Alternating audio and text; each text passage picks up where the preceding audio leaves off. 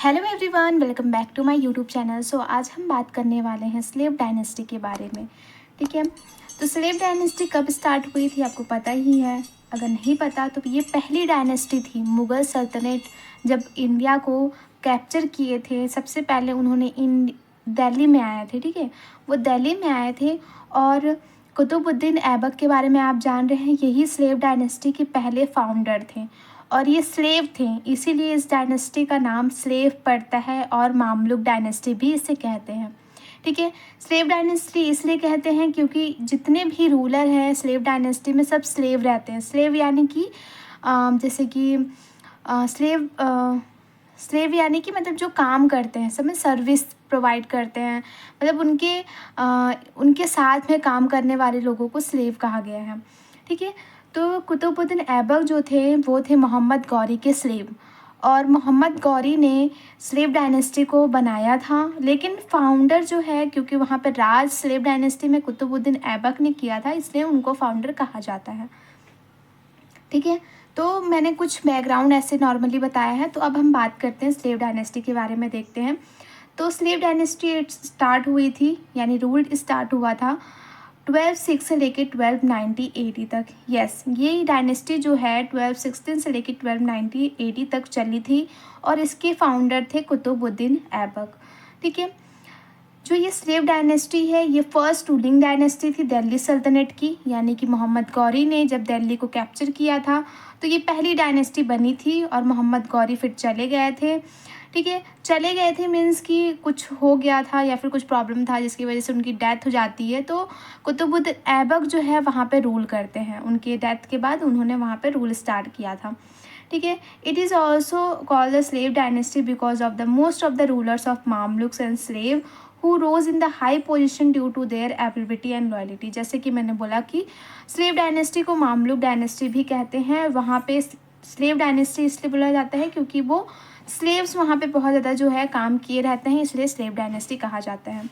ठीक है, अब हम बात करते हैं ओरिजिन की कि स्लेव डायनेस्टी का ओरिजिन कैसे हुआ।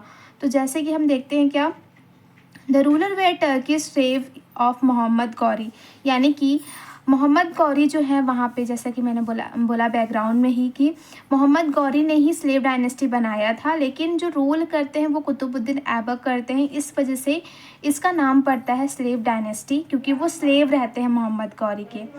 मोहम्मद गौरी के डेथ के बाद, यानी कि मोहम्मद गौरी का डेथ होता है 1206 में, कुतुबुद्दीन ऐबक डिक्लेयर हिमसेल्फ सुल्तान। ठीक है, कुतुबुद्दीन ऐबक जो है अपने आप को डिक्लेयर करते हैं कि वो स्लेव डायनेस्टी को संभालेंगे, वो यहाँ पे रूल करेंगी।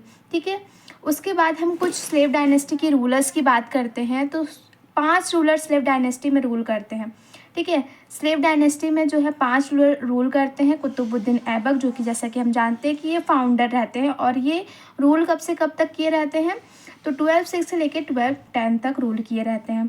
फिर सेकंड में आते हैं। सेकंड में तो कोई और आते हैं, लेकिन उनका नाम मैंने इसलिए नहीं लिया क्योंकि वो ज़्यादा टाइम तक रूल नहीं किए रहते हैं।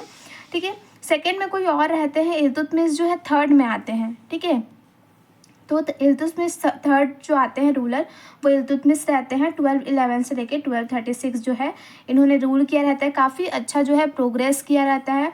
ठीक है, यानी कि इल्तुतमिश को ही रियल फाउंडर मान सकते हैं क्योंकि इन्होंने काफ़ी ज़्यादा जो है डेवलपमेंट की थी स्लेव डायनेस्टी में।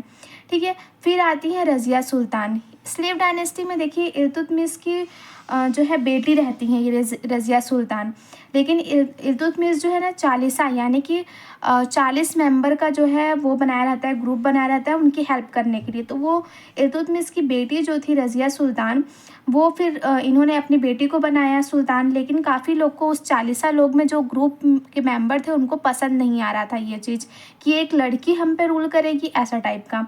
ठीक है, और काफ़ी लोग को वो भड़का भी रहे थे, यानी कि प्रजा को भी भड़का रहे थे कि एक लड़की हम पे रूल करेगी।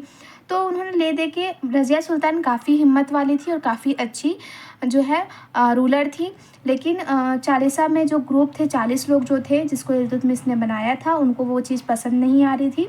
ठीक है, तो उन्होंने इनको हटा दिया गया या फिर मरवा दिया गया था। इनको मतलब हटाया नहीं गया था, मरवा दिया गया था।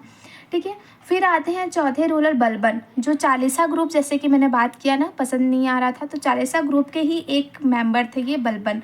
ये काफ़ी ज़्यादा ना वो वाले थे, मतलब कि एकदम डिवाइन राइट्स वाले, यानी कि हम भगवान के, मतलब कि भगवान ने हमको बनाया है और हम भगवान के शैडो हैं, और मतलब कि इस टाइप के वाले थे, मतलब कि एकदम डिसिप्लिन मैनर वाले, स्ट्रिक्ट एकदम थे। इनके टाइम में ना काफ़ी स्ट्रिक्ट तरीके से जो है रूल हुआ है, ठीक है।